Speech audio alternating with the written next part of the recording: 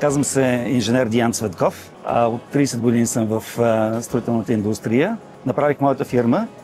Тя се казва Мистер Сенков ЕООД. Основният фокус на дейността на фирмата е свързан с работа по жилищни проекти. Това са апартаменти и къщи. Но разбира се, в нашото портфолио сме изпълнявали много проекти, свързани с работа по общински сгради, държавни сгради, в частност в образователната инфраструктура.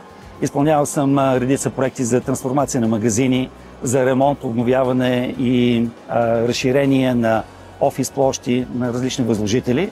Близо 80% от хората, които са били наши клиенти, независимо дали става дума за физически или юридически лица, отново са ни потърсили или са ни препоръчали на други свои колеги и познати. Проект, с който могат да се похваля, който съвсем наскоро приключи, е наистина важен за нашото портфолио, защото беше първата голяма поръчка, която изпълнихме за Unicredit Bulbank.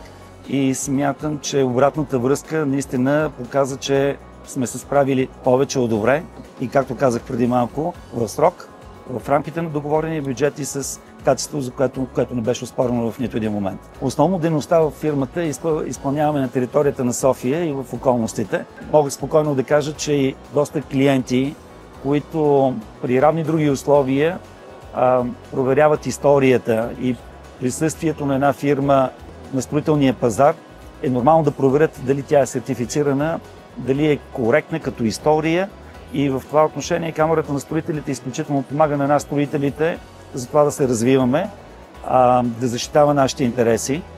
И вярвам, че Камарата на строителите в България заедно с Европейския цифров информационен хъб ще ни помогне на нас максимално бързо да се дигитализираме и всичките тези неща, които съществуват вече като технологии, да бъдат тествани, дори от такива малки фирми като мен, за да може да бъдем конкурентни. Това ще ни позволи един път по-добре да се развиваме на местния пазар, но защо не тези от нас, които имат капацитет и амбиции, да бъдат доказани успешни строителни изпълнители на проекти на балканско ниво, европейско ниво.